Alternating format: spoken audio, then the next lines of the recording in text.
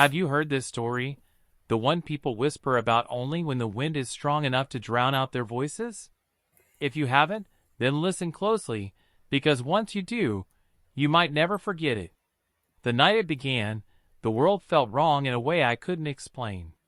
The sky hung low and heavy, as if the clouds were pressing down on the earth, forcing every living thing to crouch under their weight. The air carried a metallic chill, sharp enough to sting the back of my throat. I remember thinking it tasted like a storm, or like something waiting. I was driving along the narrow forest highway that cut through the northern marshlands, a place locals avoided after dark. My headlights carved a pale ribbon through the fog, revealing nothing but endless trees bending in the wind, their branches rattling like bones. I told myself the trip was necessary, that I had to get away from the city for a while, but deep down I knew I was lying. I wasn't running from something. I was running towards something I didn't yet understand. Every few minutes I glanced at the envelope lying on the passenger seat. Thick paper, almost yellowed, sealed with red wax bearing a symbol I didn't recognize. A circle with 6 lines radiating like a sunburst. Inside was a single sheet with a message written in elegant handwriting. You asked for the truth. Come to the place where the sky first cracked. No signature. No directions. No explanation. And yet, I knew exactly where it meant. My hands tightened around the steering wheel as the memory resurfaced. A sound, impossible but unforgettable, like the world splitting open above me when I was 7 years old. A flash of white. A scream that didn't belong to any human or animal. My parents insisting it was thunder, though the sky had been perfectly clear. I never forgot that moment. And apparently, someone else hadn't either. The fog thickened ahead, swirling in unnatural spirals as though stirred by invisible hands. The temperature dropped so fast my breath fogged the windshield from the inside. I flicked on the defroster, but the glass only smeared, the moisture forming long streaks that looked disturbingly like claw marks sliding downward. Something moved on the side of the road. I leaned forward, squinting into the mist. A figure. No, a shape. Tall. Thin. Unmoving. For a second I thought it might be a tree stump or a signpost, until it turned its head. My heart slammed against my ribs. I pressed the brake instinctively, but the road was slick and the tires skidded. The car fishtailed before stopping sideways across the asphalt. My pulse thundered in my ears as I stared into the foggy darkness where the figure had stood. It was gone. The forest fell silent except for the wind, which now howled with a strange, almost human cadence, rising and falling like labored breathing. I swallowed hard, forcing myself to straighten the car and continue. Just keep driving. Don't think. Don't look back. But the feeling of being watched didn't fade. It grew. By the time I reached the old service road that led deeper into the marshlands, the fog had become so dense it felt alive, brushing against the car like something with intention. My headlights caught glimpses of movement, shadows slipping between trees, darting out of sight whenever I blinked. The road narrowed to a dirt path. Grass and branches scraped the underside of the car. Puddles reflected moonless darkness. I should have turned around. I didn't. The path ended at a clearing I recognized instantly, though I hadn't seen it since childhood. A wide stretch of flattened earth, ringed with crooked birch trees, their bark peeling like torn skin. In the center stood a rusted metal tower, the remains of an old weather station the government supposedly abandoned decades ago. Except its lights were on.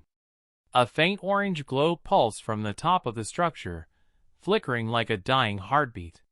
The air around it vibrated subtly, the way asphalt shimmers in summer heat. But here, in the freezing night, the distortion felt wrong, like the tower itself was warping reality. I stepped out of the car, and cold knifed straight through my jacket. The ground squished under my boots, releasing the smell of wet earth and decay. A low hum radiated from the tower, so soft it was almost below hearing, but it resonated in my bones like a distant memory waking up. Something shifted behind me. I spun around, but the clearing was still. The fog hung motionless, as if frozen mid-swirl. My breath plumed in front of me, dispersing into the stillness. "Hello?" I called out, though my voice cracked halfway through the word. "Is someone there?" A whisper drifted through the air, not from behind, but from everywhere at once. "You came back." My skin prickled. The voice wasn't human. It carried a distorted echo, like several layers speaking out of sync. I backed toward the car, but the fog thickened behind me, sealing the path I'd driven through. The tower's hum grew louder, vibrating the air, the ground, my teeth. Then the door of the tower slammed open. The sound cracked through the clearing like a gunshot. A figure stumbled out, a man, drenched in mud and trembling violently. His clothes were torn, his face streaked with blood. He collapsed to his knees, gasping as though drowning in air. I rushed toward him. "Hey! Are you all right? What happened?" His eyes snapped open. They were completely white. He grabbed my wrist with surprising strength. His hand was ice cold, his nails digging into my skin. "They're awake," he rasped. "You shouldn't have come. The sky remembers you." "What are you talking about? Who are you?" He shook his head violently. "It doesn't matter. Nothing matters. They're coming. They're already." His voice cut off. Not faded. Not stuttered. Just stopped. His body went rigid. A long breath escaped his mouth, turning into a white cloud that drifted upward unnaturally slow, then stopped midair as though caught in invisible hands. The man's head snapped backward. I heard bones crack. His jaw unhinged. A black mist poured from his throat, rising into the air like smoke, twisting, forming shapes I couldn't comprehend, shapes that shouldn't exist. My heart hammered so violently I thought it might burst. The fog around the clearing surged inward like a closing fist.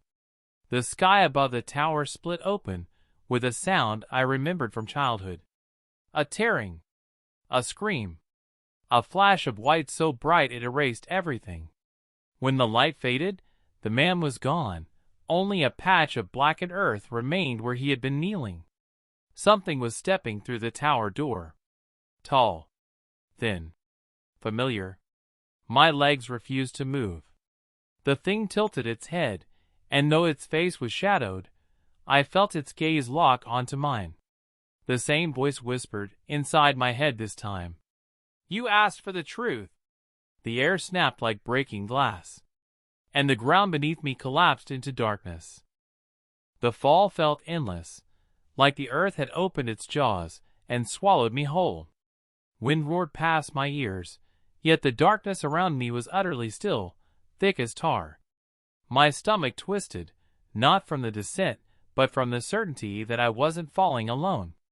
Something slid through the void beside me, unseen but unmistakably present, brushing against my consciousness like cold fingers tracing the edges of my thoughts. When I finally slammed onto solid ground, the impact knocked the breath from my lungs.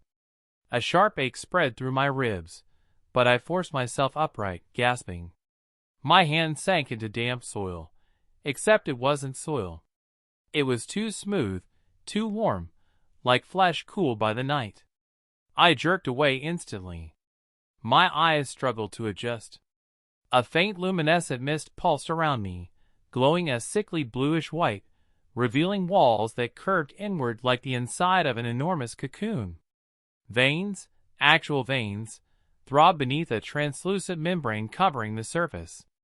Each pulse released a low vibration that resonated in my bones. This wasn't the weather station. It wasn't the clearing. It wasn't anywhere human. A tunnel stretched out ahead, twisting like a serpent's spine.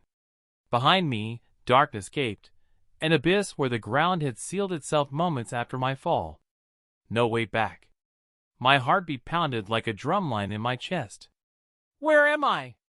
The wall shivered in response. A whisper drifted through the tunnel, soft, sliding, familiar in a way that made my stomach drop. Keep going. My breath hitched. That voice. I had heard it before. Not recently, not in the clearing, but years ago. In childhood. In the moment the sky cracked. Every instinct screamed at me to run the opposite direction, but the tunnel shifted, narrowing behind me as if closing off retreat. The only path was forward. So I walked. The air grew colder with each step, the floor beneath me softening from fleshy warmth to a brittle, frost-bitten surface that crunched faintly under my boots. The mist thickened, swirling around my legs like living smoke. Shadows rippled within it, some tall, thin, twitching with unnatural spasms, others crawling on all fours, leaving trails of darkness that evaporated a moment later. I hugged the wall to avoid them, but even brushing lightly against the membrane sent ripples through it. Faces appeared beneath the surface, distorted, trapped, their mouths open in silent screams. Their eyes followed me as I passed. Some banged weakly against the transparent layer, their hands pressing outward, pleading. Others simply stared with empty sorrow, as if warning me to turn back. I tried not to meet their gaze. But one face made me freeze. A woman, pale, black hair matted to her cheeks, eyes swollen and red. Her lips formed words with agonizing slowness. Don't trust them. My throat tightened. Who? Who are they? Her face convulsed, and she vanished into a ripple of flesh. The answer came from down the corridor, echoing off the walls. Us. The voice slithered over me like ice water. My legs moved on instinct, sprinting down the tunnel. The mist churned wildly, obscuring everything beyond a few feet. Something chased behind me, multiple somethings, their movements clicking and scraping like nails on glass. I burst into a wider chamber illuminated by a cluster of glowing pods suspended from the ceiling like monstrous eggs. The air hummed with a resonance that twisted my stomach, a deep thrumming that felt both mechanical and organic. Inside the pods were people. Some alive. Some not. Some impossible to categorize. Their bodies floated in a milky liquid, limbs contorted unnaturally, faces half-shifted into shapes that weren't human. One pod held a man whose torso had elongated into a serpentine coil. Another contained a child with 6 unblinking eyes.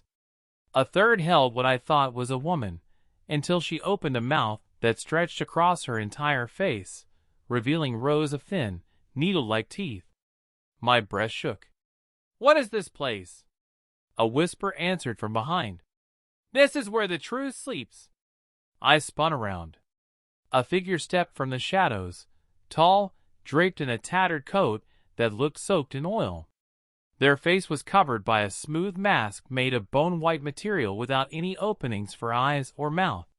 Yet the mask seemed to wear, its surface shifting like a ripple of milk.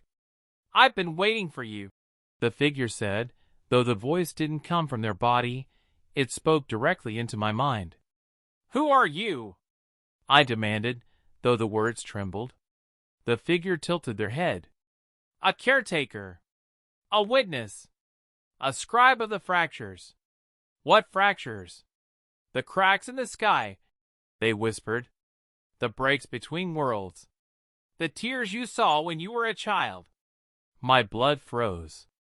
That wasn't a storm, I said slowly. No. It wasn't lightning. No. It wasn't natural. The masked head bowed slightly. You saw something you should not have seen.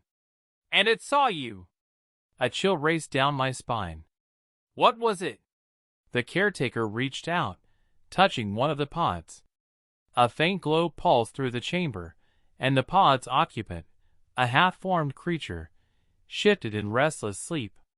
A traveler from the other side, the caretaker murmured. A hungry star. A being born of the dark matter between worlds. It pierced through the sky decades ago, searching. For what? The caretaker's mask tilted toward me. For you. Cold exploded through my chest. That's impossible, I whispered. I was a kid. I didn't even. You survived the first breach. The caretaker interrupted. No child should have. It marked you.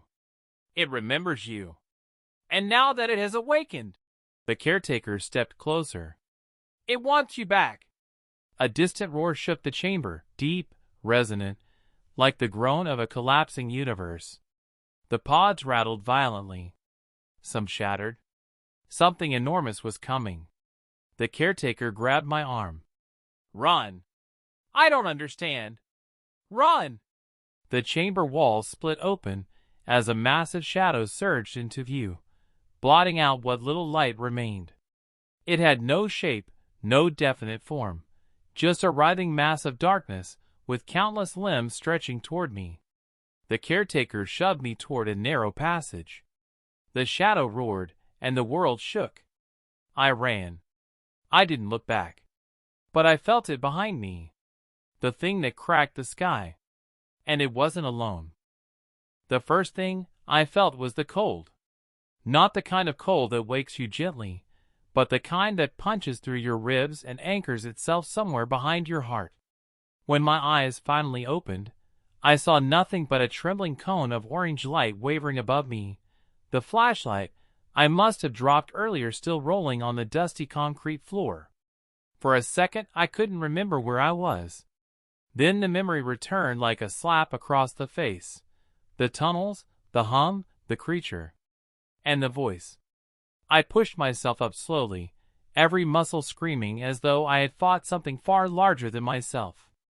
Maybe I had. The corridor around me had changed, or at least I thought it had.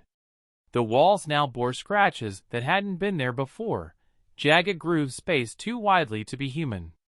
The hum was louder too, vibrating through the soles of my boots like something buried beneath the facility was shifting in its sleep. Get up, I whispered to myself. You can't stay here. But the moment I tried to stand, the lights flickered. The entire hallway shivered as if the structure itself were startled. The hum deepened, turning into a pulsing throb that felt strangely rhythmic, like a heartbeat. My throat tightened. Something was alive down here. Something too big, too old, and too angry to remain hidden much longer. I forced my shaky legs to cooperate and picked up the flashlight. Its beam flicked across the scratches, the broken ceiling tiles, the warped metal door at the far end of the corridor. That door was new, or at least newly exposed. Dust still drifted from the edges where it had apparently slid open on its own. I should have turned around. I should have run toward the exit I had come from. But the voice that had called my name earlier still lingered faintly in the back of my skull, slipping between my thoughts like a parasite. Come closer! I clenched my jaw. Not a chance. But even as I said it, my feet moved toward the door. Inside was a staircase that spiraled down far deeper than the official facility blueprints allowed. The metal railing was icy beneath my fingers, and the air smelled of wet stone and decay. The hum grew louder with every step, vibrating my bones. By the time I reached the bottom, I felt like I had stepped inside the chest cavity of something living. The chamber stretched out before me, massive, circular, and impossibly old.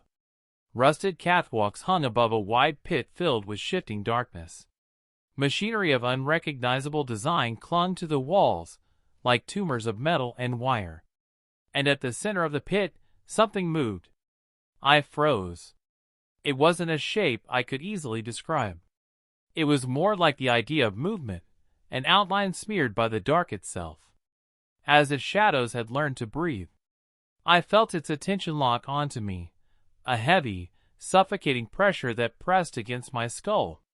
The flashlight flickered violently and then died, plunging everything into a suffocating black where the thing pulsed with its own faint glow. Then the voice returned, clearer than before. You were always going to find me. I staggered backward, nearly slipping. Who are you? What do you want from me? It didn't speak in words, not really, more like impressions that forced themselves into my mind. Images of the facility being built above this buried chamber. Scientists drilling too deep. Security teams vanishing. A creature awakened. And then something that made my blood run cold. A memory. Not mine. The memory of something ancient watching humans from below the earth long before the first concrete wall was laid. Waiting. Learning. I want what was taken. Taken? I whispered. The darkness surged upward, rising like smoke made of hands and teeth. Panic slammed through me. I stumbled toward one of the catwalks, grabbing the railing as the entity's tendrils lashed upward. Metal shrieked. A burst of debris flew past my face. The catwalk lurched violently, as though something massive brushed against its supports. I ran. Every step echoed through the chamber like a gunshot. The hum crescendoed, becoming a deafening resonance that shook rust flakes loose from the catwalk. Behind me, that swirling mass crawled up the walls in a way no physical creature should have been able to. It didn't move. It arrived in every shadow simultaneously. I sprinted into a side corridor and slammed a rusted valve wheel behind me until the heavy security door screeched shut. The echo of the creature's pursuit faded slightly, but the hum didn't. It seeped through the walls, vibrating the air. I leaned against the door, chest heaving. You're not real. You're not real. But deep down, I knew that wasn't true. It was real. Too real. The corridor ahead was filled with broken lights and emergency generators. Papers littered the ground, old logs, security reports, scrambled handwritten notes. One of them caught my eye. On the page, scrawled in uneven handwriting, were the words, "Don't listen to it. It knows your fear. It knows your name." A shiver crawled up my spine. I crumpled the paper in my fist and forced myself forward. I didn't know where the corridor led, but anything was better than staying near that thing. The hum eased slightly as I put distance between us, but it never disappeared completely. It was inside me now, vibrating beneath my ribs like a second heartbeat. Eventually the tunnel opened into another room, a monitoring station filled with dusty screens. I wiped one off, and to my shock, it flickered to life. Grainy black and white footage filled the display. Cameras showing corridors, old laboratories, abandoned bunk rooms. Then one feed cut through the static. It was me. Me, standing exactly where I stood now, except in the footage, something tall and skeletal loomed behind me, its head hovering inches above mine, its limbs dangling like wet ropes. I spun around, heart slamming against my ribs. Nothing. The room was empty. I stared back at the monitor. The thing remained behind my reflection, tilting its head in a way that made bile rise in my throat. Then the screen went black, and new text faded in. "You can't escape what's beneath you." The lights went out. The hum surged. And something began crawling through the vents above me, slow, deliberate, and far too intelligent. I didn't wait to see it. I bolted toward the far exit, the sound of metal bending behind me as whatever was in the vents followed. My lungs burned. My vision blurred.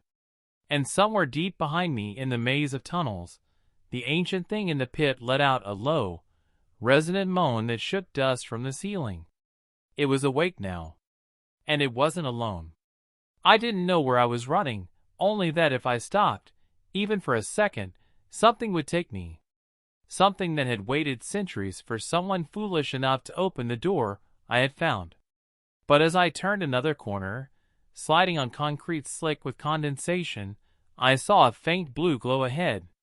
A power room, maybe with controls I could use, maybe with a way to shut the creature back into whatever hole it crawled from. Or maybe another trap. Either way, it was my only chance.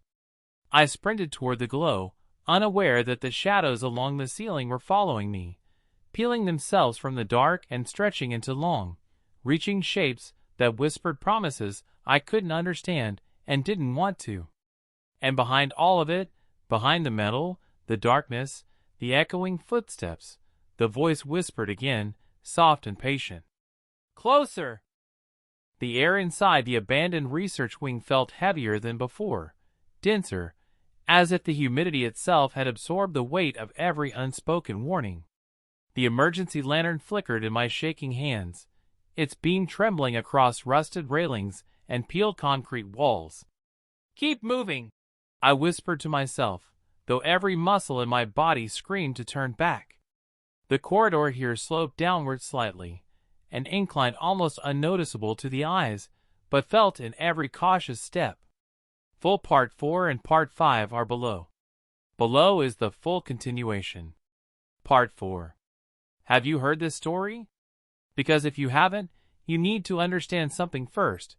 By the time I reached the deepest level of the facility, I no longer trusted the floor beneath my feet. Every step sounded wrong, an echo too delayed, too hollow, as if the concrete barely remembered how to hold my weight. I kept telling myself that I wasn't descending into anything supernatural, that paranoia was just a side effect of exhaustion. But the deeper I went, the more the air vibrated. Not a sound. A vibration. Like something enormous was breathing through the metal bones of the place. The corridor curved into an observation chamber with tall reinforced glass panels. Most were cracked. A few were shattered entirely, the edges bowed outward, meaning whatever broke out had come from inside. A thick fog sat low on the floor, drifting in slow waves around my boots. Every inhale tasted metallic, like blood on a cold spoon. In the center of the room stood a raised platform, scattered with overturned carts, broken instruments, and a collapsed metal frame that once held restraints. I tried not to imagine the kind of creature that needed restraints bolted into concrete. The generator lights flickered once, twice, and then stabilized with a sickly green glow. It illuminated something on the far wall. Scribbles. Hundreds of them. Long claws or tools had scratched the same message repeatedly into cement. We didn't create it. We let it in. For a moment, the words didn't register. Let it in? From where? And then I remembered the sealed shaft, the one not on the blueprints, the one that emitted that impossible cold. My pulse thudded in my ears. The fog trembled slightly. That wasn't my imagination. It trembled like it was responding to something, some distant signal in the building's foundation. I took a step back, too fast, and hit something behind me. A shape. I spun around, nearly dropping the lantern. It wasn't a monster. Not yet. It was a person. A man, maybe late 40s, coated in dust and dried blood, eyes unfocused but still somehow aware. His lab coat was torn, badge dangling by a broken clasp. Dr. Ivers. I had seen his photo on dozens of documents during the investigation. "You shouldn't have come," he rasped, voice almost a dry cough. "You weren't meant to open anything." "I didn't open anything," I whispered. "I found the place like this." "That's worse," he said slowly. "It means it's already awake." A cold pulse shuddered through the floor. He flinched so violently that he fell to his knees, hands clasped around his skull, as if to hold it together. "What is it?" I demanded. But he only shook his head. "The thing beneath this place doesn't hunt. It waits. It listens. It learns who notices it, and then it removes them." My stomach twisted. I had been noticing everything. Before I could ask anything else, the fog thickened. The vibration grew stronger. Dr. Ivers's eyes widened in terror. "It followed you," he whispered. "It always follows curiosity." A tall shadow stretched across the far wall, something elongated, bending unnaturally, like a silhouette made of smoke and bone. I grabbed Ivers by the arm. "Move!" but his legs gave out. "You run," he croaked. "You tell the world we didn't bring it here. We answered a sound that wasn't meant for us. We opened a door without knowing what was knocking." The shadow grew larger, taller. The glass panels began to hum. I turned, and I ran.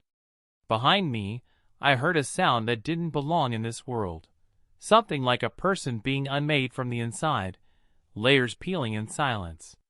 But I never looked back, because I knew if I did, it would see my face clearly. And once it sees you, it never forgets. Part 5, Final. The staircase to the upper levels was half collapsed, forcing me to climb on hands and knees. Every breath sliced my throat.